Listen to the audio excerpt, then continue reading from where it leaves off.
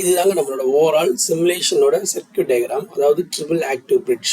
So இது ஏன் நம்ம ட்ரிபிள் ஆக்டிவ் பிரிட்ஜ் அப்படின்னு சொல்கிறோம் அப்படின்னா, ஸோ நம்மளோட என்ன சொல்கிறாங்கன்னா, இங்கே பாருங்கள். ஸோ இது வந்து ஒரு சர்க்யூட், அதாவது இது வந்து ஒரு கன்வெர்ட்டர், ஓகேவா. ஸோ இது வந்து ஒரு கன்வெர்ட்டர், ஸோ 2. இது வந்து ஒரு கன்வெர்ட்டர், ஸோ அப்போ 3 கன்வெர்ட்டர், ஓகேவா.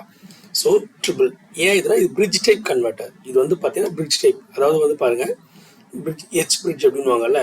ஸோ இதோட இது வந்து பார்த்தீங்கன்னா எச் பிரிட்ஜ் அப்படின்வாங்க.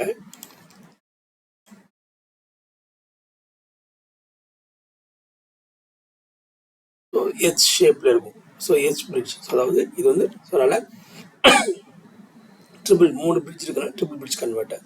ஸோ இப்போது இந்த ப்ராஜெக்டோட கான்செப்ட் வந்து என்ன அப்படின்னா, அதாவது ஸோ இந்த ஒவ்வொரு கன்வெர்ட்டருக்கும் ஒரு சோர்ஸ் இருக்கும். ஸோ இது வந்து ஒரு சோர்ஸ், ஒவ்வொரு கன்வெர்ட்டருக்கும் ஒரு சோர்ஸ்.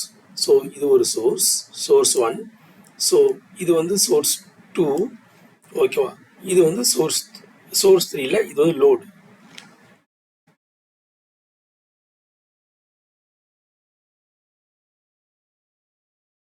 இது வந்து லோடு, ஓகேவா.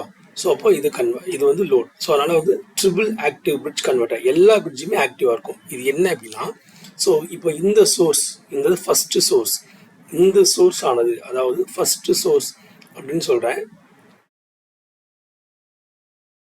இப்போ இந்த சோர்ஸ் வந்து இப்படி சப்ளை பண்ணுச்சு அப்படின்னா, இந்த சோர்ஸ் வந்து இப்படி சப்ளை பண்ணுது அப்படின்னா, ஸோ இது டிரான்ஸ்ஃபார்மர் வழியாக போயிட்டு, ஸோ இது வந்து சார்ஜ் ஆகுங்க.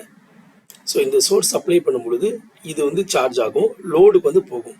ஸோ இந்த டிசி ஆனது, ஸோ இந்த டிசி ஆனது, ஸோ இந்த கன்வெர்ட்டர் மூலமாக இன்வெர்டர் ஆக்ட் ஆகும். ஸோ டிரான்ஸ்ஃபார்மர் வழியாக போயிட்டு இந்த போர்ட் சி ஆனது ரெக்டிஃபையர் ஆக்ட் பண்ணுவாங்க. இது வந்து ரெக்டிஃபையராக ஆக்ட் ஆகும்.